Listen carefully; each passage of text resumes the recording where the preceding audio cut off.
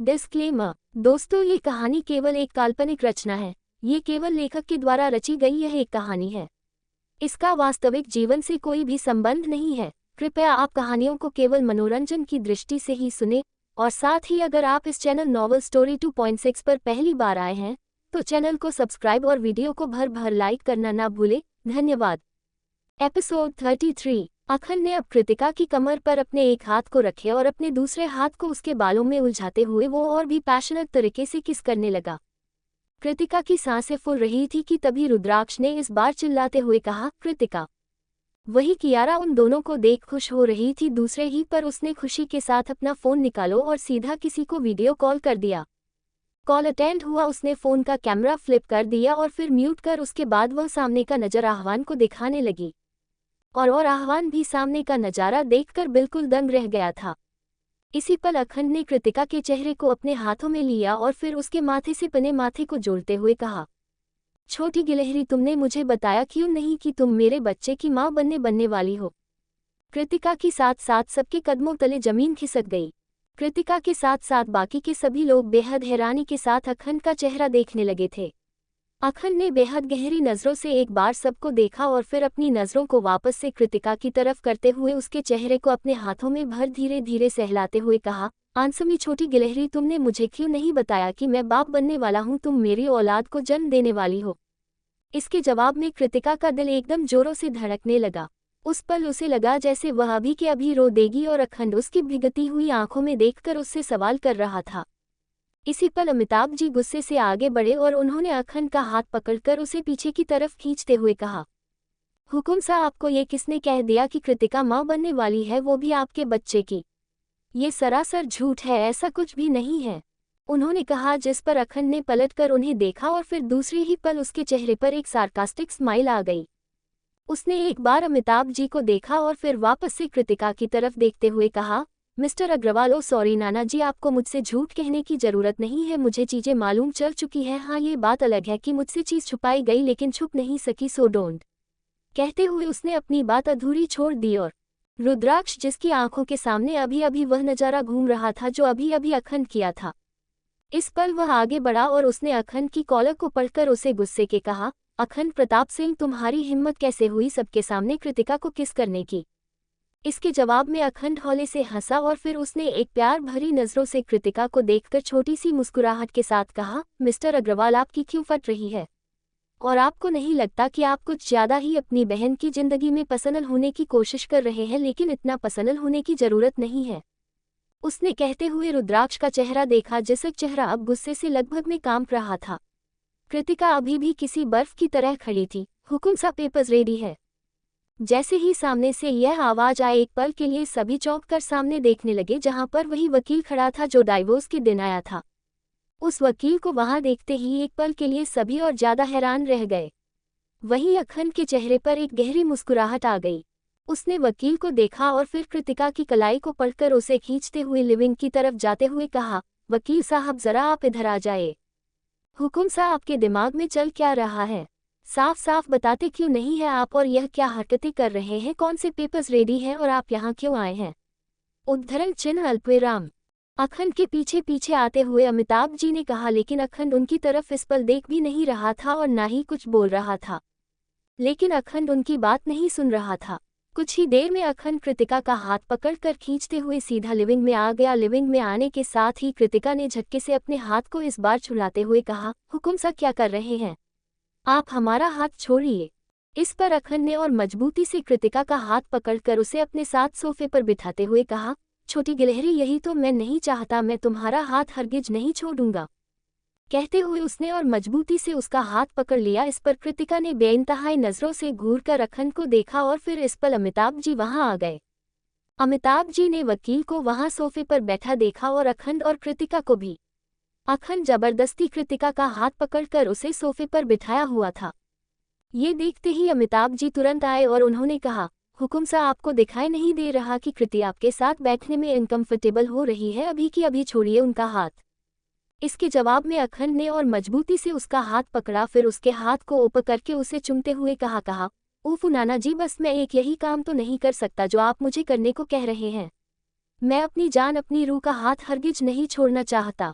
अमिताभ जी ने गुस्से से उसे घुरा कि तभी वकील ने कुछ पेपर सामने टेबल पर रखते हुए कहा, हुकुम सा ये रहे प्रॉपर्टी के कागजात जो आपने तैयार करने को कहे थे। वो एक्चुअली आप जब अस्पताल में थे तभी पेपर्स कंप्लीट हो चुके थे, लेकिन आपकी कंडीशन की वजह से मैं हुकुम रानी सा को ये पेपर्स नहीं दे पाया। इसके जवाब में अखंड ने उसे देखा और फिर दूसरे ही पल उन पेपर्स को अपने हाथ में लेते हुए कहा, कोई बात नहीं, अब दे रहे हो ना। वकील के चेहरे पर सेटिस्फैक्शन नजर आने लगा तो वही अलका जी, रोनित जी, कियारा और रुद्राक्ष वापस से लिविंग में आ गए थे। रुद्राक्ष बस गुस्से से अपने हाथों की मुट्ठियां को कसता हुआ इन सारे नज़ारों को देख रहा था कि इसी पल अखंड कृतिका की तरफ पलटा। उसने बड़ी महारत के साथ कृतिका के दोनों हाथों को अपने हाथों में लिया और फिर उसे उन पेपर्स को देते हुए कहा, छोटी गिलहरी, मैं इसे तुम्हारे लिए तोहफा तो नहीं कह सकता, लेकिन हाँ, मैं इतना जरूर कह सकता हूँ कि तुम्हें खुश रखने के लिए यह मेरी एक कोशिश है और अपने बच्चे के फ्यूचर की सिक्योर करने की, अखंड ने कहा। और दूसरी ही पल कृतिका का दिल और जोरों से धड़कने लगा। उसके अंदर इतनी हिम्मत नहीं थी कि वह उन पेपर्स को अपने हाथों में ले सके। वही अखंड ने प्यार से उसके हाथ को अपने हाथ में लिया और फिर उन पेपर्स को उसके हाथों पर रख दिया। कृतिका ने इंतहाई नज़रों से उन पेपर्स को देखा और तभी अमिताभ जी ने आगे बढ़कर उन पेपर्स को अपने हाथ में झटके के साथ लेते हुए कहा, क्या है इन पेपर्स में? क्या आप दोबारा कृति को डाइवोर्स देना चाहते हैं? कहते हुए उन्होंने पेपर्स को खोला और उसकी तरफ अपनी नज़रें घुमा दी। दूसरी ही पल उनकी आंखें हैरानी से बड़ी हो गई और वह हैरान नज़रों से अखंड को देखने लगे। कृतिका ने अपनी नज़रें झुका ली। तभी रुद्राक्ष ने आगे बढ़कर उन पेपर्स को अपने हाथ में लिया और फिर कहा, आखिर ऐसा कौन सा पेपर है हुकुम सा जो आप कृति के फ्यूचर के लिए उसे प्रोवाइड कर रहे हैं, ज़रा हम भी देखें। कहते हुए उसने उस पेपर को अपने हाथ में लिया और जैसे ही उस पेपर पर उसने नज़र डाली, दूसरी ही पल उसकी आंखें भी हैरानी से बड़ी हो गई। उसने हैरत भरी नज़रों से अखंड को देखा और बिल्कुल धीरे से फुसफुसाया, अखंड प्रताप सिंह ये। इसके जवाब में अखंड मुस्कुराते हुए अपनी जगह से खड़ा हुआ और उस पेपर को वापस से रुद्राक्ष के हाथों से अपने हाथ में लेते हुए कहा, हाँ रुद्राक्ष अग्रवाल, यहाँ मैं अपनी पूरी प्रॉपर्टी का 75% हिस्सा छोटी गिलहरी के नाम करता हूँ। अब मैं अपनी प्रॉपर्टी में सिर्फ और सिर्फ 25% का मालिक हूँ। मेरे 75% शेयर्स कृतिका के हाथ में है, मेरी जान के हाथ में। कृतिका ने जैसे ही अखंड के शब्दों को सुना, उसकी आंखें मानो एकदम से हैरानी से बड़ी हो गई। उसने बेहद हैरानी के साथ अखंड को देखा और दूसरे ही पल अपनी जगह से खड़े होकर हकलाते हुए कहा, हुकुम सा, लेकिन हम? उद्धरण चिन्ह। इसके जवाब में अखंड ने अपने कदमों को उसकी तरफ बढ़ाया और फिर उसके बेहद करीब खड़े होकर उसके नर्म गालों पर अपने हाथ को रखकर नरमी से उसके माथे को चूम लिया। और इस एहसास से कृतिका की आंखें बंद हो गई। अखंड ने अब उसके गालों को सहलाते हुए कहा, छोटी गिलहरी, ये तो मेरी उन अरबों की प्रॉपर्टी का सिर्फ 75% हिस्सा है जो मैं तुम्हें दे रहा हूँ, लेकिन असल में तुमने जो दौलत मुझसे हासिल की है वह दौलत कोई हासिल नहीं कर सकता। तुमने मुझसे मेरी पूरी जान हासिल कर ली है। अगर मेरा बस चले ना तो मैं तुम पर अपनी प्रॉपर्टी, क्या अपनी पूरी जिंदगी तुम पर तुम्हारी सलामती के सदके में वार दूँ, लेकिन ये हक मैंने खो दिया है। आखिर में उसकी आवाज में हल्की मायूसी थी। ये सच था, आज अखंड को हक नहीं था, वरना वो खुद को कृतिका के सदके में वार देता, उसकी सलामती के सदके में। एक पल के लिए सभी हैरानी के साथ अखंड को देख रहे थे। किसी को भी अखंड की बातों पर अभी भी यकीन नहीं हो रहा था। अखंड की प्रॉपर्टी का 75% हिस्सा मतलब करोड़ अरबों की दौलत, इतनी दौलत जितनी कोई एक्सपेक्ट भी नहीं कर सकता। और इतनी दौलत का एक पल में मालिक हो जाना कृतिका के पेट में अभी भी हजम नहीं हो रहा था। उसे अभी भी यह सारी चीज सपना ही लग रहा था। असल में तो उसे दौलत से कोई मतलब था ही नहीं। उसने बेयकीन तरीके से अपनी पलकें झपकाए और फिर दूसरी ही पल उसने अखंड के हाथ को अपने गालों से दूर करते हुए कहा, हुकुम सा, हमने उस दिन भी वकील साहब को कहा था हमें आपके दौलत नहीं चाहिए, हमें जो चाहिए था आपने हमें नहीं दिया, अब हम आपकी दौलत लेकर क्या करेंगे? इसीलिए प्लीज़ आप हमारे नाम अपनी दौलत ना करें। इसके जवाब में अखंड ने उसे देखा और फिर वह 2 कदम दूर हो गया। 2 कदम दूर होने के साथ ही साथ उसके चेहरे की मुस्कुराहट बढ़ गई थी।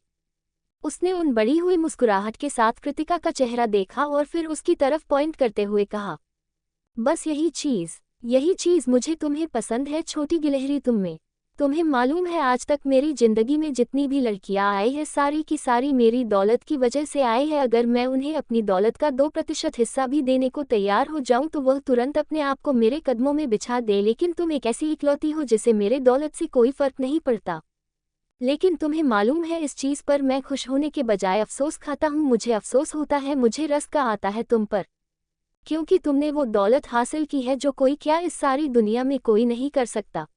अखंड प्रताप सिंह के दिल को हासिल किया है तुमने, उसकी रूह को हासिल किया है तुमने, उसकी जान को हासिल किया है तुमने, अखंड ने कहा और कृतिका ने नजरें उठाकर अखंड को देखा और फिर वह पलट गई।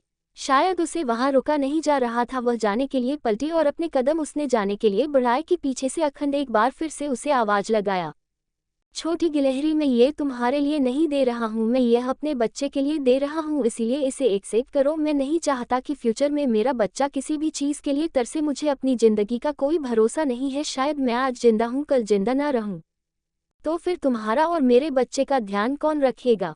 इसीलिए मैं अपनी पूरी प्रॉपर्टी का 75% हिस्सा तुम्हें देना चाहता हूँ और तुम अब इसके लिए मना नहीं कर सकती।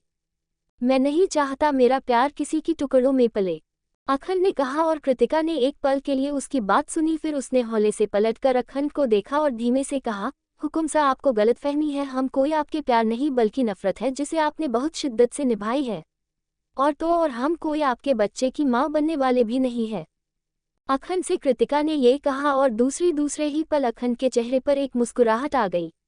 उसने दूसरे ही पल वकील की तरफ देखा और फिर अपना हाथ आगे बढ़ाते हुए कहा, वकील साहब जरा उन कागजात को मेरे हाथों में बढ़ाना। वकील ने अखंड की बात सुनी और दूसरी ही पल उसने कुछ कागजात को अखंड के हाथों में बढ़ा दिया, जिसके साथ ही अखंड कदम कदम चलते हुए कृतिका के करीब आया और फिर उसने उन पेपर्स को कृतिका के सामने लहराते हुए कहा, छोटी गिलहरी, व्हाट अबाउट द पेपर्स? तुम खुद अपनी आंखों से इन पेपर्स को पढ़ो और मुझे जवाब दो कि क्या मुझे अभी भी गलतफहमी हो रही है। कृतिका ने कड़ी नजरों से पेपर्स को देखा, वह कृतिका की प्रेगनेंसी पेपर्स थे और कृतिका को झमाके के साथ कुछ याद आया, जिसके साथ ही उसने हैरत के साथ अखंड को देखा और दूसरी ही पल उसने कहा, आपको ये पेपर्स कपबोर्ड से मिले हैं ना? हुकुम सा आपने हमारे साइड की कपबोर्ड को क्यों छुआ? आप ऐसा कैसे कर सकते हैं? और आप इन पेपर्स को देखकर यह बिल्कुल नहीं कह सकते कि यह बच्चा आपका है, ये सिर्फ हमारा बच्चा है। इसके जवाब में अखंड के चेहरे पर एक और मुस्कुराहट नम उतार हो गई। वो घुटनों के बल कृतिका के करीब बैठा और धीरे से उसके कृतिका की कमर को थामकर उसके पेट में अपने होंठ रख दिए। कृतिका अपनी जगह पर उसकी इस हरकत से बिल्कुल बर्फ की तरह जमी रह गई और बाकी के घरवाले एक बार फिर से बर्फ बन गए। एपिसोड 34। अखंड कदम कदम चलते हुए कृतिका के करीब आया और फिर उसने उन पेपर्स को कृतिका के सामने लहराते हुए कहा, छोटी गिलहरी, व्हाट अबाउट द पेपर्स? तुम खुद अपनी आंखों से इन पेपर्स को पढ़ो और मुझे जवाब दो कि क्या मुझे अभी भी गलतफहमी हो रही है। कृतिका ने कड़ी नजरों से पेपर्स को देखा, वह कृतिका की प्रेगनेंसी पेपर्स थे और कृतिका को झमाके के साथ कुछ याद आया, जिसके साथ ही उसने हैरत के साथ अखंड को देखा और दूसरी ही पल उसने कहा, आपको ये पेपर्स कपबोर्ड से मिले हैं ना? हुकुम सा आपने हमारे साइड की कपबोर्ड को क्यों छुआ? आप ऐसा कैसे कर सकते हैं? और आप इन पेपर्स को देखकर यह बिल्कुल नहीं कह सकते कि यह बच्चा आपका है, ये सिर्फ हमारा बच्चा है। इसके जवाब में अखंड के चेहरे पर एक और मुस्कुराहट नम उतार हो गई। वो घुटनों के बल कृतिका के करीब बैठा और धीरे से उसके कृतिका की कमर को थामकर उसके पेट में अपने होंठ रख दिए। कृतिका अपनी जगह पर उसकी इस हरकत से बिल्कुल बर्फ की तरह जमी रह गई और बाकी के घरवाले एक बार फिर से बर्फ बन गए। वही अखंड कृतिका की कुर्ती के ऊपर से ही उसके पेट को अपने होंठों से छूते हुए धीमी आवाज में स्माइल करते हुए कह रहा था, baby daddy loves you so much just because you are my अंश, you are my heir and you are first child of your daddy. कहते हुए उसने कृतिका का चेहरा देखा जो अब शर्म से लाल हो रहा था। इस पल अखंड उसके घरवालों के सामने जो हरकत कर रहा था वो कृतिका के लिए बेहद ऑकवर्ड था। उसने बिल्कुल धीमी आवाज में अखंड को कंधों से पकड़ खुद से दूर करते हुए कहा, हुकुम सा क्या कर रहे हैं आप, प्लीज दूर हो जाइए। लेकिन अखंड ने एक बार फिर अपने होठों से उसके पेट को सहलाते हुए कहा, बेबी आप जल्दी से मम्मा की टम्मी से बाहर आओ क्योंकि डैडी के हाथ आपको अपनी गोद में लेकर आपको अपनी बाहों में भरने के लिए तरस रहे हैं। आपको पाने का एहसास मेरी जिंदगी का बहुत प्यारा एहसास है। आप मेरी धड़कन हो और आपकी मम्मा मेरी जान। Both are my entire world, Akhand ने कहा और हल्के से उसके पेट को चूमकर वो उससे दूर हो गया। कृतिका एक पल के लिए शर्म पानी पानी हुए उसकी सारी बात सुनती रह गई। वही खड़े होकर अखंड ने अब किसी को नहीं देखा और पलटकर वहां से सीधा निकल गया। इस वक्त उसके दिल में एक अजीब सा, या कह सकते हैं बहुत अलग सा एहसास था। और वो क्यों था? क्योंकि उसकी दुनिया में कोई एक ऐसा आने वाला था जो उसकी और उसकी छोटी गिलहरी का था। वो उनका अंश था, वो उनकी निशानी था। अखंड चलता हुआ अग्रवाल हाउस के बाहर आ रहा था, तभी वकील ने हैरानी से अखंड को देखा और फिर कहा, हुकुम साहब, आप तो अपनी राजपूताना इंडस्ट्रीज का 25% शेयर्स हुकुम रानी सा के नाम करना चाहते थे, लेकिन आपने तो अपनी पूरी प्रॉपर्टी का 75% हिस्सा उनके नाम कर दिया। आपने ऐसा क्यों किया हुकुम साहब? अब आपके पास आपकी दौलत का सिर्फ और सिर्फ 25% भाग बचा है। कहते हुए वकील उसके बराबर में चल रहा था। वही वकील की बात पर अखंड टेढ़ा मुस्कुराया और फिर उसने अपने वॉच में टाइम देखते हुए कहा, वकील साहब, कुछ चीजें होती हैं जिन्हें करना अच्छा और जरूरी भी होता है, और मैंने भी यह चीज छोटी गिलहरी के अच्छे के लिए किया है, सो तुम्हें ज्यादा सोचने की जरूरत नहीं है, अखंड ने कहा और वह अपनी गाड़ी की तरफ बढ़ गया। वकील बस उसे देखकर अपनी गर्दन हिलाता रहा। वही कृतिका इस वक्त कमरे में दरवाजा बंद किए अपने बिस्तर पर बैठी हुई बस खुद को शांत करने के लिए गहरी गहरी सांस ले रही थी। उसे अभी भी यकीन नहीं हो रहा था कि अभी पल भर में अखंड क्या कुछ कर गया है। अखंड की कही गई एक एक बातें उसके दिमाग में घर सी कर गई थी, जो उसके दिमाग से निकलने का नाम ही नहीं ले रहे थे। दूसरे ही पल उसने अपने पेट पर हाथ रखा और उसे अखंड की उन होठों की छुअन महसूस हुई, और उस छुअन को महसूस करते ही कृतिका का पूरा शरीर अंदर तक कांप गया। दूसरे ही पल वह अपनी जगह से खड़ी हुई और उसने अपनी आंखों से बहने वाले आंसुओं को साफ करते हुए खुद से कहा, हुकुम सा, आखिर आप ऐसे क्यों हैं? आखिर हमें छोड़ने के बाद भी आप हमें चैन से क्यों नहीं रहने दे रहे हैं? क्यों हमारी जिंदगी में बार बार आ रहे हैं? क्या चाहते हैं आप? उसने कहते हुए खुद की आंसुओं को पोंछा और फिर दूसरे ही लम्हे उसने खुद से कहा, हुकुम सा, क्या आज आप हमें दिवाली के गिफ्ट पर वह थोड़ा सा प्यार और अपनी दौलत देकर गए हैं? क्योंकि दिवाली के दिन तो आपने हमें कोई तोहफा नहीं दिया था, लेकिन हम उतनी दौलत का क्या करेंगे? हमें दौलत की जरूरत नहीं, बस थोड़े से प्यार की जरूरत थी, और आपने हमें वह नहीं दिया। कहते हुए उसका दिल अचानक ही भारी होने लगा था कि इसी पल कमरे का दरवाजा झटके के साथ खुला और इसके साथ ही कियारा कमरे के अंदर दाखिल हुई। कियारा की नज़र जैसे ही कृतिका के चेहरे पर पड़ी, दूसरे ही पल वह उसकी तरह बढ़ते हुए बोली, कृति, व्हाई आर यू क्राइंग? इसमें रोने वाली क्या बात है? तुम्हें तो खुश होना चाहिए कि हुकुम सा ने तुम्हारे बारे में इतना सोचा।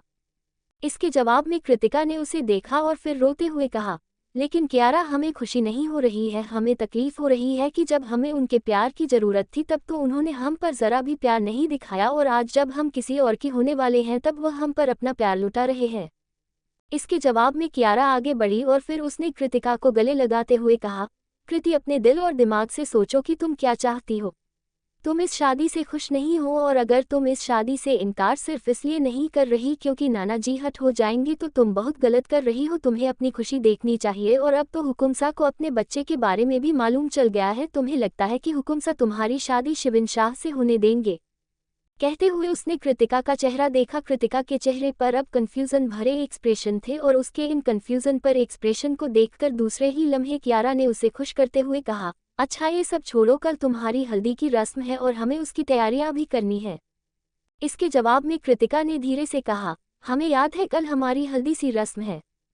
कृतिका ने कहा, जिस पर कियारा ने एक बार अपने सर पर हाथ रखा और फिर अपना सर पीटते हुए कहा, यार कृति, कल तुम्हारी सगाई है और तुम ऐसी बातें कर रही हो। चलो, अब तुम्हें मेरे साथ मेरे कपड़े सेलेक्ट करने में मेरी करनी है। तुम्हें मालूम है ना कि तुम्हारी शादी में हमें कितना मजा आने वाला है। यार, मैं तो सोच सोच कर ही बेताब हो रही हूँ कि तुम्हारी शादी की हर एक फंक्शन में हम कितने सारे मैं पिक्चर क्लिक कराऊंगी, फिर रील बनाऊंगी, और मैंने तो सोच रखा है कि इस बार मैं रील बना कर इंस्टा पर अपलोड करूंगी ताकि मेरे ज़्यादा से ज़्यादा फॉलोअर्स और व्यूअर्स आए।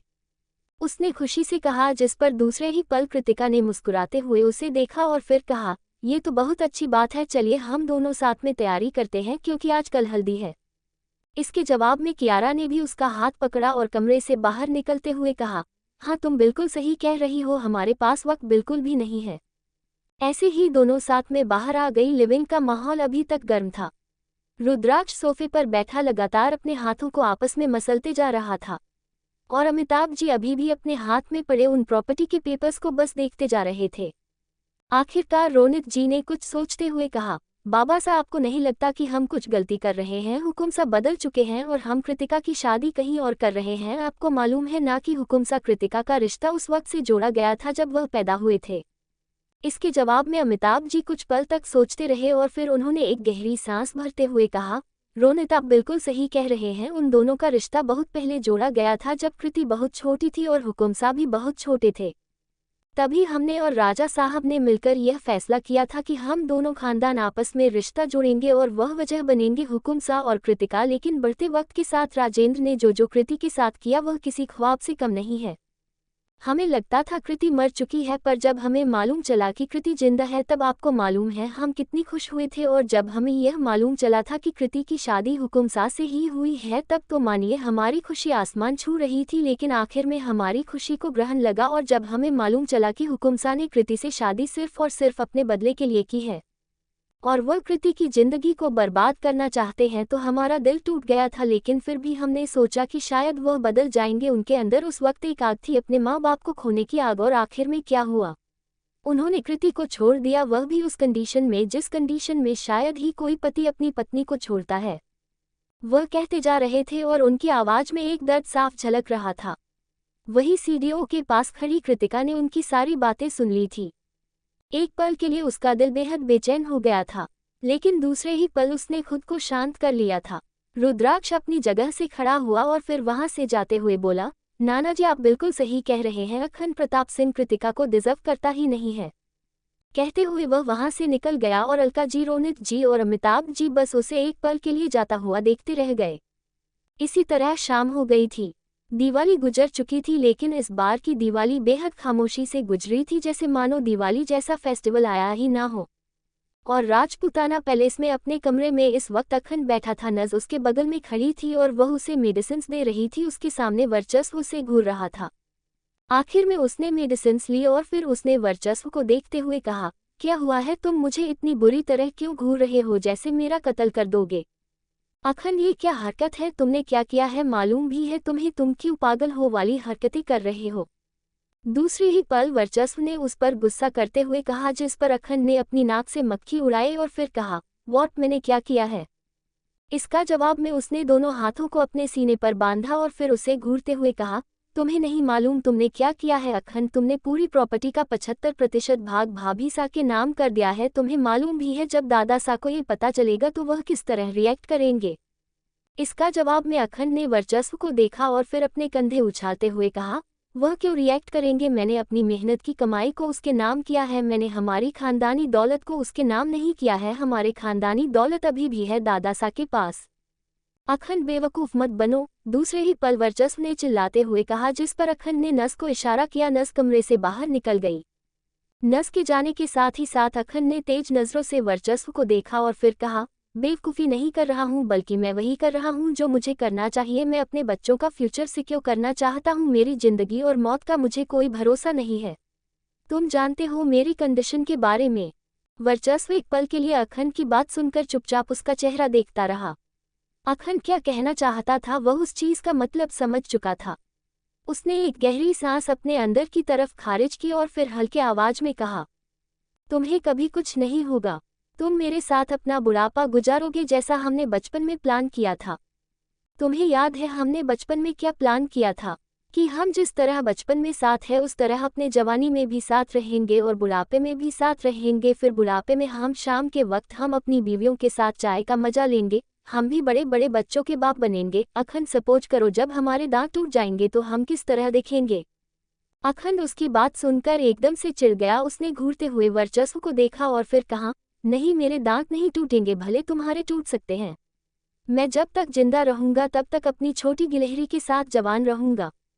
वर्चस्व कुछ पल तक चुप रहा और फिर उसने गौर से अखंड के चेहरे को देखकर इस बार कुछ सोचते हुए कहा, तुम इस तरह उनका फ्यूचर सिक्योर करोगे? क्या तुम्हारा दिमाग घुटनों में आ गया है? क्या तुम्हारी अकल घास चरने चली गई है? अखंड प्रताप सिंह इस तरह अपने बच्चे का फ्यूचर सिक्योर नहीं कर सकते। तुम्हें क्या लगता है भाभी सा लाइफ टाइम तुम्हारे साथ नहीं रहेगी और तुम उनके नाम में अपनी प्रॉपर्टी कर दोगे तो उनकी और बच्चे की फ्यूचर सिक्योर हो जाएगी? इसके जवाब में दूसरी ही पल अखंड ने वर्चस्व को तुरंत देखा और फिर कहा, किसने कहा वह मेरे साथ नहीं रहेगी? ऑफ कोर्स वह मेरे साथ रहेगी और यह बात तुम्हें 2-3 दिनों के अंदर पता चल जाएगी। एपिसोड 35। तुम्हें याद है हमने बचपन में क्या प्लान किया था, कि हम जिस तरह बचपन में साथ है उस तरह अपने जवानी में भी साथ रहेंगे और बुढ़ापे में भी साथ रहेंगे। फिर बुढ़ापे में हम शाम के वक्त हम अपनी बीवियों के साथ चाय का मजा लेंगे, हम भी बड़े बड़े बच्चों के बाप बनेंगे, उनकी औलादों को अपने हाथों से खिलाएंगे। अखंड सपोज करो जब हमारे दांत टूट जाएंगे तो हम किस तरह दिखेंगे। अखंड उसकी बात सुनकर एकदम से चिढ़ गया। उसने घूरते हुए वर्चस्व को देखा और फिर कहा, नहीं, मेरे दांत नहीं टूटेंगे, भले ही तुम्हारे टूट सकते हैं। मैं जब तक जिंदा रहूंगा तब तक अपनी छोटी गिलहरी के साथ जवान रहूंगा। वर्चस्व कुछ पल तक चुप रहा और फिर उसने गौर से अखंड के चेहरे को देखकर इस बार कुछ सोचते हुए कहा, तुम इस तरह उनका फ्यूचर सिक्योर करोगे? क्या तुम्हारा दिमाग घुटनों में आ गया है? क्या तुम्हारी अकल घास चरने चली गई है? अखंड प्रताप सिंह इस तरह अपने बच्चे का फ्यूचर सिक्योर नहीं कर सकते। तुम्हें क्या लगता है भाभीसा लाइफ टाइम तुम्हारे साथ नहीं रहेगी और तुम उनके नाम में अपनी प्रॉपर्टी कर दोगे तो उनकी और बच्चे की फ्यूचर सिक्योर हो जाएगी? इसके जवाब में दूसरी ही पल अखंड ने वर्चस्व को तुरंत देखा और फिर कहा, किसने कहा वह मेरे साथ नहीं रहेगी? ऑफ कोर्स वह मेरे साथ रहेगी और यह बात तुम्हें 2-3 दिनों के अंदर पता चल जाएगी, अखंड ने कहा और वह बेड पर लेटने लगा। वही उसकी बात सुनकर वर्चस्व ने अपने एक्सप्रेशन बदल लिए। उसने बदले हाव भाव के साथ अखंड को गौर से देखा और फिर क्या क्या करने वाले हो तुम? इसके जवाब में अखंड ने अपनी आंखें बंद की और अपनी आंखों पर अपनी बाजुओं को चढ़ाते हुए कहा, अपनी जान के साथ ड्रीम वेडिंग।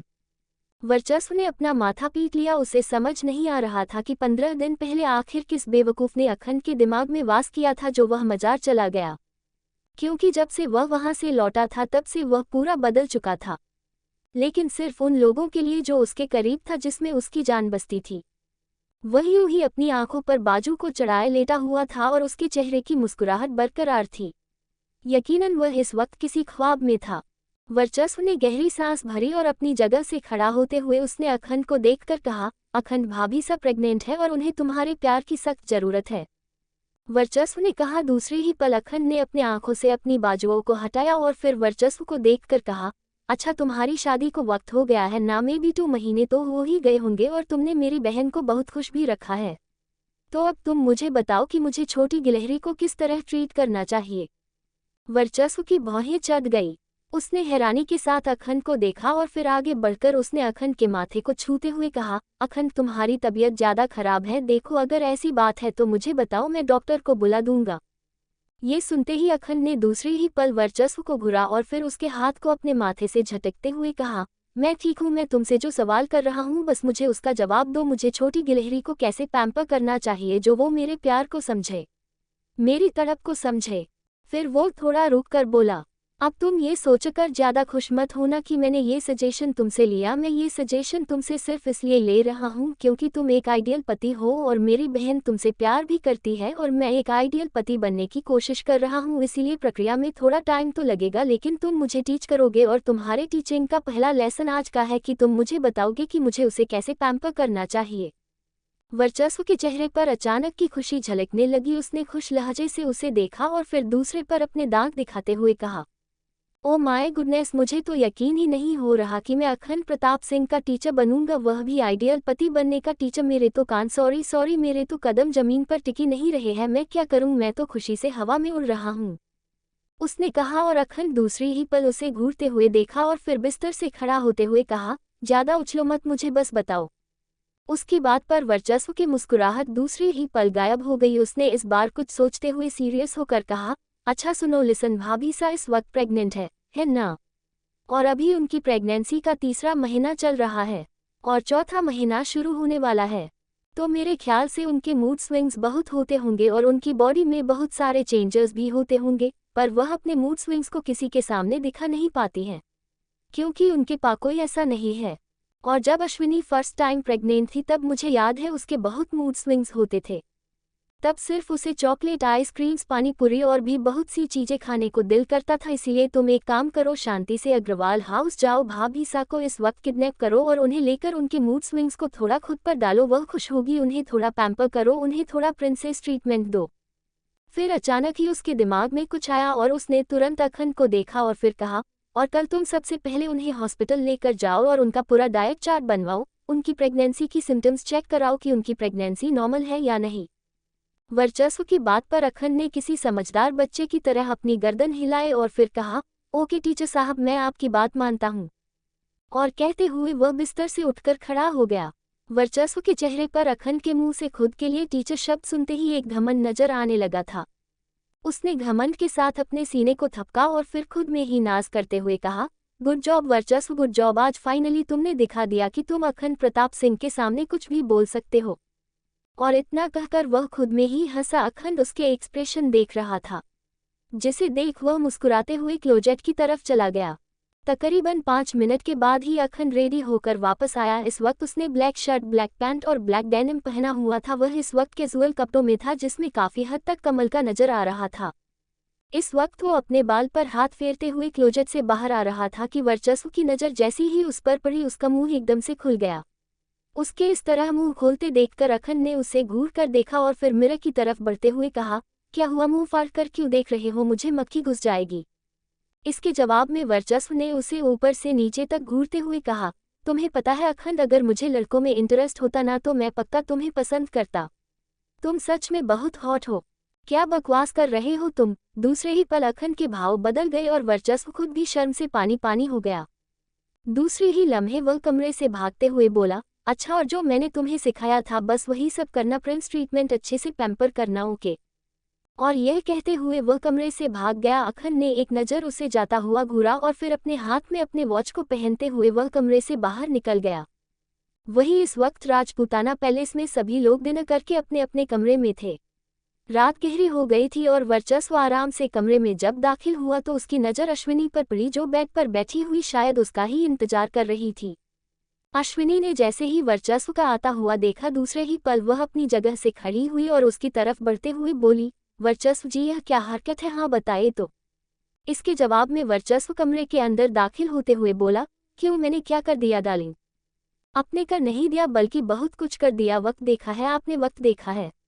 रात के 11 बजे रहे हैं और आप अभी तक भाई साहब के साथ गप में लगे थे। मैं देख रही हूँ आजकल आपकी और भाई साहब की गुफ्तगू खत्म ही नहीं होती, जब देखो तब दोनों सिर्फ बातें करने में लगे रहते हैं। इसके जवाब में वर्चस्व ने बड़ी महारत के साथ अपने कॉलर को सहलाया और फिर घमंड के साथ कहा, तुम्हें पता है अश्विनी, आज से मैं तुम्हारे भाई का टीचर हूँ, वह भी आइडियल पति बनने का टीचर। ये सुनते ही अश्विनी के भाव बदल गए। उसने दूसरी पल वर्चस्व को देखा और फिर बेड पर बैठते हुए बोली, आप और आइडियल पति, कितना अच्छा, मेरी शादी मेरे आशिक से होती तो कितना मजा आ जाता। और यह कहते वक्त उसके चेहरे के भाव बदल गए। दूसरे ही पल उसने रोते हुए कहा, हे भगवान, मेरा आशिक कहाँ है, पिछले 2 महीनों से मैंने उसे देखा भी नहीं है। आशिक कहाँ हो तुम, मैं तुम्हें रोज मिस करती हूँ। वर्चस्व के भाव बुरी तरह बदल गए थे, वो गुस्से से कांप रहा था। उसने अश्विनी को देखा और दूसरे ही पल उसकी तरफ बढ़ते हुए कहा, तुम फिर से सिद्धार्थ माथुर का नाम ले रही हो। मैंने ना अब उस सिद्धार्थ माथुर का कत्ल कर देना है, अगर तुमने उसका नाम लेना बंद नहीं किया तो आखिर तुम्हें उस सिद्धार्थ माथुर में नजर क्या आता है। सड़ा हुआ शक्ल का तो है, दिखने में बकवास, पर्सनैलिटी भी इतनी अच्छी नहीं है। और मुझे देखो, मैं कितना हैंडसम हूँ, मुझ पर कॉलेज की सारी लड़कियां मरती थी, लेकिन तुम एक ऐसे इकलौती लड़की हो जिसे मुझे छोड़कर वह सड़े शक्ल का आदमी पसंद है, वर्चस्व ने कहा। और दूसरी ही पल अश्विनी ने अपनी एक आंख को खोलकर वर्चस्व को देखा और फिर से रोते हुए कहा, हे भगवान, मुझे मेरे आशिक से मिला दो, प्लीज भगवान, मैं आपके आगे हाथ जोड़ती हूँ। वर्चस्व का चेहरा अब कांपने लगा था। वो गुस्से आगे बढ़ा और उसके अश्विनी के चेहरे को अपने हाथों में लेते हुए उसकी आंखों में देखकर कहा, प्रेमिका, आज रात मैं तुम्हें बहुत अच्छे से तुम्हारे आशिक से मिलवाता हूँ। आज रात सिर्फ मेरे नाम का मौन करने के लिए तैयार हो जाओ। और इतना कहते हुए उसने उसके होठों से अपने होठों को मिला दिया और उसे किस करने लगा। अश्विनी के चेहरे पर भी एक मुस्कुराहट आ गई। शायद वो यही चाहती थी, क्योंकि मिसकैरेज को अब 2 महीने से ज़्यादा हो ही चुके थे, लेकिन इन 2 महीनों में वर्चस्व उसके करीब बिल्कुल नहीं आया था, क्योंकि उसे डर था कहीं वो उसे हट ना कर दे। लेकिन अश्विनी अब पूरी तरह से ठीक हो चुकी थी और वो चाहती थी कि वर्चस्व उसके करीब आए, लेकिन वो ये भी जानती थी कि उस रात के बाद, जिस रात वो दोनों अनजाने में ही एक हुए थे, वर्चस्व अपनी मर्जी से कभी उसके करीब नहीं आएगा। और ये सब सोचकर उसने खुद में फैसला किया था कि अब उनके रिश्ते को आगे बढ़ाने के लिए वो खुद से पहल करेगी। और आज वो वही कर रही थी। वो चाहती थी वो पूरी तरह से वर्चस्व की दिलो जान से हो जाए, क्योंकि जब वो एक बार करीब आए थे तब सिर्फ वो उनकी गलती और एक अनजानापन था, लेकिन अब वो दिल से उसके करीब आना चाहती थी। वर्चस्व ने किस करते हुए उसके कमर के इर्द गिर्द अपने हाथों को लपेट दिया और उसे धीरे धीरे करके बेड में सरकाने लगा। अश्विनी बेड में लीन होती कजा रही थी और वर्चस्व उसके ऊपर झुकते हुए उसे किस कर रहा था। वर्चस्व अब पूरी तरह से अश्विनी के करीब उस पर झुका हुआ उसे किस कर रहा था और अश्विनी ने अब अपने दोनों हाथों को वर्चस्व के कंधे में रख दिया। वही वर्चस्व ने उसके होठों को तब आज़ाद किया जब उसे सांस आने में तकलीफ होने लगी। इसके साथ ही अश्विनी गहरी गहरी सांसें लेने लगी, जिसे देख वर्चस्व ने डेविल स्माइल के साथ उसके नाइट सूट को झटके से उससे अलग करते हुए कहा, प्रेमिका, अब बताओ क्या तुम और अपने आशिक ना नाम लोगी? कहते हुए उसने अपने होंठ अश्विनी की गर्दन पर रखे और किस करने लगा। वही उसकी बात पर अश्विनी ने गहरी सांसों के साथ उसके बालों को नोचते हुए कहा, वर्चस्व जी, मेरे आशिक का नाम सिद्धार्थ माथुर है और मुझे सच में उसकी बहुत याद आती है। वर्चस्व ने इसी पल जोर से उसके गले में बाइट किया, जिसके साथ ही अश्विनी की चीख निकल गई। वर्चस्व जी, जानवर मत बनिए, अभी अभी आप भाई साहब को आइडियल पति बनने की नसीहतें देकर आए हैं।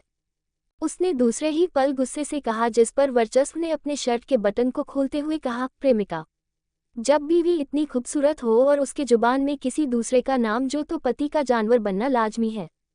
कहते हुए उसने अश्विनी की पूरी बॉडी को अपनी आंखों के सामने ऑब्जर्व किया और दूसरे ही पल उसने अश्विनी के सारे कपड़े उतार दिए। अश्विनी एकदम शर्म से पानी पानी हो गई, लेकिन वर्चस्व ने हाथ आगे बढ़ाकर लाइट ऑफ किया और एक बार फिर से वो बेकाबू होकर उसकी बॉडी पर किसेज करने लगा। कुछ ही देर में जब उसने देखा अश्विनी पूरी तरह अब उसमें खोई हुई है, तब उसने उसके कान को हल्के से बाइट करते हुए कहा, थोड़ा सा दर्द होगा, ज्यादा नहीं, और मैं जेंटल रहने की पूरी कोशिश करूंगा। कहते हुए उसने उसके माथे को चूमा और इसी पल अश्विनी की एक चीख पूरे कमरे में गूंज गई। लेकिन उसी पल वर्चस्व ने आगे बढ़कर उसके होठों को अपने होठों में लिया और उसे गहराई से किस करते हुए लव मेक करने लगा। धीरे धीरे अश्विनी भी अपने दर्द को भूल चुकी थी और अब उसे भी प्लेजर मिल रहा था। आज फाइनली वो पूरी तरह से वर्चस्व की हो गई थी, दिलो जान से। कमरे में अब सिर्फ और सिर्फ अश्विनी की सिसकियों का शोर था और वर्चस्व की गहरी सांसों का। अश्विनी पल पल में वर्चस्व का नाम ले रही थी, जो वर्चस्व को और ज्यादा बाकाने के लिए काफी था। वही दूसरी तरफ अखंड की गाड़ी अग्रवाल हाउस के बाहर रुकी और वो गाड़ी से बाहर निकला। एपिसोड 36, थोड़ा सा दर्द होगा, ज्यादा नहीं, और मैं जेंटल रहने की पूरी कोशिश करूंगा। कहते हुए उसने उसके माथे को चूमा और इसी पल अश्विनी की एक चीख पूरे कमरे में गूंज गई। लेकिन उसी पल वर्चस्व ने आगे बढ़कर उसके होठों को अपने होठों में लिया और उसे गहराई से किस करते हुए लव मेक करने लगा। धीरे धीरे अश्विनी भी अपने दर्द को भूल चुकी थी और अब उसे भी प्लेजर मिल रहा था। आज फाइनली वो पूरी तरह से वर्चस्व की हो गई थी, दिलो जान से। कमरे में अब सिर्फ और सिर्फ अश्विनी की सिसकियों का शोर था और वर्चस्व की गहरी सांसों का। अश्विनी पल पल में वर्चस्व का नाम ले रही थी, जो वर्चस्व को और ज्यादा बहकाने के लिए काफी था। वही दूसरी तरफ अखंड की गाड़ी अग्रवाल हाउस के बाहर रुकी और वो गाड़ी से बाहर निकला। उसने एक ठंडी नजरों से अग्रवाल हाउस को घूरा और फिर सीधा अंदर की तरफ जाने लगा। वो जानता था उसके लिए अंदर जाना इतना भी आसान नहीं होगा। उसे अंदर जाता हुआ बहुत लोग, या ये कह सकते हैं सब, देखेंगे। लेकिन वो बड़े ही आराम से अंदर जा रहा था। दरवाजे के पास पहुंचकर उसके कदम रुक गए। उसने अपने दिल पर हाथ रखा, जो बेहद तेजी से धड़क रहा था। आज उसे पहली बार लग रहा था जैसे वो अपनी छोटी गिलहरी से नहीं, बल्कि अपनी बच्चे की माँ और अपने बच्चे से मिलना जा रहा है। उसकी धड़कनें बढ़ी हुई थी। उसने खुद में ही गहरी सांस लेते हुए कहा, जस्ट रिलैक्स अखंड। अगर कोई देखेगा भी तुझे आता हुआ तो क्या हो जाएगा, ये तेरा ससुराल है। कहते ये वो अंदर चला गया। दूसरे ही पल उसकी नज़र बॉडीगार्ड्स पर परी को सो रहे थे। ये देख उसने गर्दन हिलाए और फिर अंदर जाने लगा। वही कृतिका इस वक्त किचन में स्लैब से टिककर फ्रिज खोले कुछ देख रहा थी। सारी लाइट्स ऑफ थी। वो अंधेरे में ही फ्रिज की रोशनी में कुछ तलाशने की कोशिश कर रही थी। आखिर में उसने फ्रिज बंद की और एक पानी का बोतल निकालकर एक गहरी सांस भरते हुए पानी पीने लगी। पानी पीने के बाद उसने एक आइसक्रीम का बॉक्स निकाला और उसे खोल खाने लगी। इस वक्त यकीनन सब सो गए थे और वो पूरे घर में अकेली जागी हुई थी, क्योंकि डिनर के बाद उसे इस वक्त भूख लग रहा थी। अभी रात के 12 बज चुके थे। वो उसी तरह आइसक्रीम खा ही रही थी कि तभी उसे एहसास हुआ जैसे उसके नाइट सूट के ऊपर से ही किसी के 2 ठंडे हाथ उसके पेट पर है। ये एहसास करते ही कृतिका का पूरा शरीर जैसे सिहर गया। तभी उसे अपनी गर्दन पर किसी की गर्म सांसें महसूस हुई और इसके साथ तो मानो जैसे उसके पूरे शरीर के रोंगटे खड़े हो गए। वो झटके से कहते हुए पलटी, कौन है? इसके साथ ही उसकी नज़र सामने खड़े शख्स पर पड़ी। अखंड को देखते ही उसकी आंखें हैरानी से बड़ी हो गई। उसने तुरंत हल्के तेज आवाज में कहा, हुकुम सा आप यहाँ क्या कर? इससे आगे वो कुछ कह पाती कि उससे पहले ही अखंड ने उसके मुंह पर अपना हाथ रखते हुए धीमे से कहा, जान सबको बताओगी क्या कि मैं अपनी जान से मिलने आया हूँ? ये सुनते ही कृतिका चुप होकर अखंड को देखने लगी। उसने तुरंत ही अखंड के हाथ पर अपना हाथ रखा और उसके हाथ को हटाते हुए अपनी नजरें इधर उधर घुमा कर कहा, हुकुम सा आप क्यों आए हैं यहाँ? इसके जवाब में अखंड ने मुस्कुराते हुए अपना चेहरा उसके करीब किया, जिससे उस अंधेरे में कृतिका को अखंड का चेहरा किसी हीरे की तरह चमकता हुआ महसूस हुआ। उसकी सिल्वर आंखें चमक रही थी। वही अखंड ने उसकी कमर पर अपना हाथ रखा और फिर उसके दूसरे हाथ से आइसक्रीम का बॉक्स लेते हुए कहा, क्या मतलब क्यों आया हूँ? अपनी बीवी से मिलने आया हूँ, अपने बच्चे से मिलने आया हुआ। कहते हुए उसने उसकी कमर पर अपनी पकड़ मजबूत कर दी, जिससे दूसरे ही कृतिका की आ निकल गई। अखंड ने आगे बढ़कर कृतिका को स्लैब से टिकाया और फिर उसकी आंखों में देखते हुए कहा, क्या हुआ छोटी गिलहरी? क्या तुम मुझे यहाँ देखकर खुश नहीं हो? इसके जवाब में कृतिका ने अपनी गर्दन ना में हिलाए और धीरे से कहा, नहीं बिल्कुल भी नहीं, आप चले जाए यहाँ से, अगर किसी ने आपको देख लिया तो फिर दिक्कत हो जाएगी। इसके जवाब में अखंड उसके और करीब आते हुए बोला, मुझे किसी से नहीं तुमसे फर्क पड़ता है, क्या तुम्हें मेरे यहाँ आने से दिक्कत हो रही है? इसके जवाब में कृतिका एक पल तक सोचती रही। इस वक्त अखंड उसके इतना ज्यादा करीब खड़ा था कि कृतिका को अपने पेट में तितलियां उड़ती हुई महसूस हो रही थी, जिससे उसे कहना क्या है वो ये तक भूल जा रही थी। उसी पर एकदम से किसी की कदमों की आहट दोनों के कानों में गूंज उठी और इसके साथ ही कृतिका जो गहराई के साथ अखंड के चेहरे को देख रही थी, दूसरे ही पल उसने अखंड को खुद से दूर करते हुए घबरा कर कहा, हुकुम सा कोई आ रहा है, अगर किसी ने हमें देख लिया तो दिक्कत हो जाएगी। अखंड ने भौहें चढ़ाकर कृतिका को देखा, फिर बेफिक्री से कहा, देख लेगा तो देख लेगा। कौन सा मैं यहाँ कोई डाका डालने आया हूँ? मैं तो यहाँ अपनी बीवी से प्यार करने आया हूँ। कहते हुए उसने अपने कृतिका के माथे को चूम लिया, जिसके साथ ही कदमों की आहट बढ़ गई थी। अब कृतिका ने परेशानी से झटके से अखंड को अपने हाथ में लिया और उसे खींचते हुए सीधा फ्रिज के पीछे उस आधे फीट की जगह में आ गई। और दूसरे ही पल उसे एहसास हुआ जैसे किचन में कोई दाखिल हुआ है। कृतिका ने चैन की सांस ली कि किसी ने उन्हें देखा नहीं, लेकिन तभी उसे अपने ऊपर किसी की गर्म सांसें और किसी की इंटेंस नजरें महसूस हुई। ये महसूस करते ही कृतिका को एहसास हुआ जैसे उसके दोनों हाथ किसी के कंधों में टिके हुए और उसके दोनों हाथ उसकी कमर पर। उसे एहसास हो गया था कि इस छोटी सी जगह में वो पूरी तरह से अखंड से चिपकी हुई है, क्योंकि भाई अखंड की पर्सनैलिटी के आगे वो जगह चींटी के बराबर थी और उस चींटी जैसी जगह में वो और अखंड दोनों घुसे हुए थे। और इस एहसास के साथ ही उसका चेहरा दूसरे ही पल गुलाबी हो गया। उसके अंदर हिम्मत भी नहीं बची थी कि वो इस मौके में नजर उठाकर अखंड को देख सके। वही किचन में अलका जी आई थी। अलका जी ने वही स्लैब में जैसे ही आइसक्रीम बॉक्स को रखा हुआ पाया, उसने दूसरे ही पल उसे उठाकर फ्रिज में रखते हुए कहा, ये नौकर भी ना कोई काम ढंग से नहीं करते, देखो तो किस तरह चीजें समेटे बिना ही सो गया। कहते हुए उन्होंने पानी में का बोतल उठाकर फ्रिज में रखा, जिससे कृतिका ने पानी पिया था। वही कृतिका यूं ही नजरें झुकाए खड़ी थी कि अखंड ने एक टेढ़ी मुस्कुराहट के साथ उसके चीन पर अपना हाथ रखा और उसके चेहरे को हल्के से ऊपर उठाया। इसके साथ ही कृतिका ने तुरंत अपनी नजरें फेर ली। अखंड हल्का सा मुस्कुराया, फिर उसके कानों में पास झुककर बेहद धीमे से फुसफुसाया, I am losing my control छोटी गिलहरी। कृतिका का दिल चाहा कि वो अभी के अभी कहीं कुएं में जाकर डूब जाए। उसने बेइंतहा खुन्नस से उसे देखा, फिर धीरे से कहा, ये सब आपकी वजह से हो रहा है, ये सब अपने किया है, आपको क्या जरूरत थी यहाँ आने की? हाँ, उसने कहा और दूसरे ही पल अखंड हल्का सा हंसा और फिर उसे देखा। इसके साथ ही उसके अपने एक हाथ को दीवार पर टिका दिया। वही अलका जी किचन में इस वक्त शायद कुछ कर रही थी। उन्होंने गैस में कुछ चढ़ाया हुआ था, शायद वो कुछ बनाने आई थी। उन्होंने खुद से कहा, पता नहीं रोनित जी का सर इतना क्यों दुखने लगा अचानक से, लेकिन जो भी हो मैं उन्हें अपने हाथ की बनी हुई ये मसाले वाली चाय एक बार दूंगी और उनका सर झटके से खत्म हो जाएगा। वही कृतिका और अखंड दोनों के कानों में उनकी आवाजें पड़ रही थी। कृतिका का चेहरा घबराया हुआ था, वो सिर्फ अपने निचले होठों को बार बार चबा रही थी, तो अखंड वही को मजा आ रहा था। वो उसे उसके निचले होठों को चबाते हुए इंटेंस नजरों से देख रहा था। तभी उसे अपने हाथ में कुछ जलन का एहसास हुआ और इस एहसास के साथ ही अखंड ने अपनी नजरों को अपने हाथों की तरफ देखा और वहां देखते ही उसकी आंखें छोटी हो गई।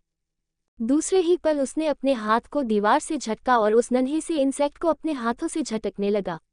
वो अपने होंठ भींचे हुए उस इंसेक्ट को अपने हाथ से झटकने की कोशिश कर रहा था, जो बड़े ही मजे से उसे काटने में लगा था।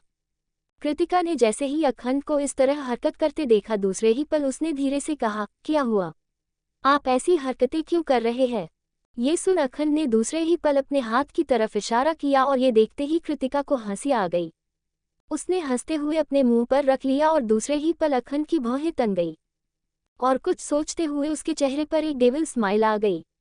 दूसरे ही पल उसने हल्के तेज आवाज में कहा, वो ऐसा प्रेडिक्ट कर रहा था जैसे उस इंसेक्ट ने उसे कितनी गहराई के साथ काटा हो और जिससे उसके हाथ में दर्द भी हुआ हो। कृतिका ने जैसे ही अखंड को इस तरह चिल्लाते हुए देखा, दूसरे ही पल उसने हैरानी से उसे देखा और कहा, हुकुम सा आप पागल हो गए हैं।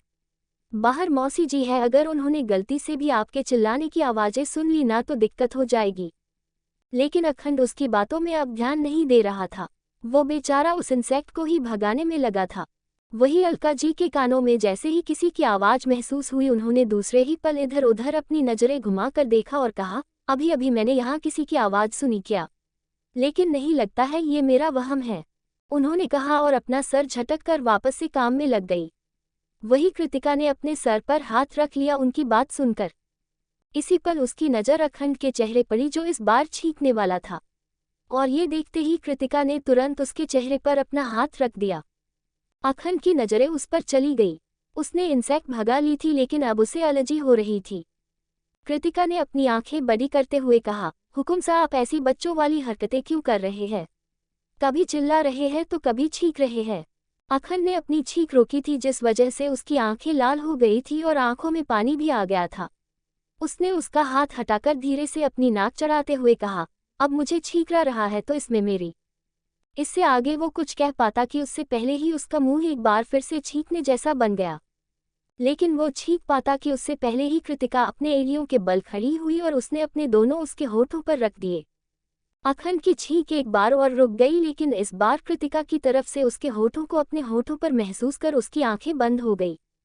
उसके दोनों हाथ वापस से उसके पेट पर आ गए और कृतिका की सांसें जैसे मानो एकदम से थम गई। वो अखंड को किस नहीं कर रही थी, बस उसने इतना इसलिए किया था ताकि अखंड की छींकने की आवाजें अलका जी तक ना पहुंचे। और इसी पल कृतिका को एहसास हुआ जैसे अखंड उसकी कमर को सहलाते हुए उसके होठों को अपनी आंखें बंद किए हल्का हल्का स्मूच कर रहा है। ये महसूस करते ही उसके दोनों हाथ जो अखंड के कंधों पर थे, उसकी पकड़ अखंड के कंधों पर मजबूत हो गई और अखंड अब उसे किस कर रहा था। वही अलका जी को अब कुछ अजीब सा एहसास हो रहा था, जैसे कुछ अजीब अजीब सी आवाजें। और ये एहसास करते ही वो पूरे किचन में इधर उधर घूमते हुए बोली, कौन है, कोई है क्या? रुद्र, रोनित, बाबा सा, कियारा, कृति कौन है? और इस पल कृतिका डर से एकदम अखंड से सिमट गई। अखंड की सॉफ्ट किस उसकी इस हरकत पैशनेट किस में तब्दील हो गई थी। वो उसे अब काफी गहराई से चूम रहा था और इस मौके में कृतिका के चेहरे से पसीने टपक रहे थे। वो भी कहीं ना कहीं उस मौके में अखंड की किस में रिस्पॉन्स कर रही थी। उसके दोनों हाथ अपने आप अखंड की गर्दन पर लपेट गए थे और अखंड ने उसके चेहरे को अपने हाथों में भर लिया था। और इस पल एक और कदमों की आहट उनके कानों में पड़ी। इसके साथ ही कृतिका की सांसें और तेज हो गई और अखंड की किस ब्रेक नहीं हुई। तभी रुद्राक्ष अलका जी की तरफ आते हुए बोला, मॉम आप यहाँ हैं, मुझे आपसे कब से बात करनी थी, उसने कहा। और दूसरे ही पल अलका जी की नजर उस पर पड़ी, जिसे देखते ही उन्होंने तुरंत कहा, हाँ कहो। इसके जवाब में रुद्राक्ष ने किचन की स्लैब से टिकते हुए कहा, मॉम जब हमारा रिश्ता मीन कृति का रिश्ता राजपूताना खानदान के साथ खत्म हो चुका है तो फिर नाना जी अभी भी उस खानदान से दोस्ती क्यों रखना चाहते हैं? आप उन्हें समझाती क्यों नहीं? और इस बीच अखंड के कानों में जैसे ही रुद्राक्ष की ये बात पड़ी, दूसरे ही पल उसके तन बदन में जैसे मानो आग लग गई। उसने अपना चेहरा हल्का सा कृतिका के होठों से दूर किया और कहा, जान तुम मेरी हो, है ना? और ये कहते हुए उसने एक बार फिर से उसके होठों से अपने होठों को मिलाया और इस बार पागलों की तरह उसके होठों को चूमने लगा।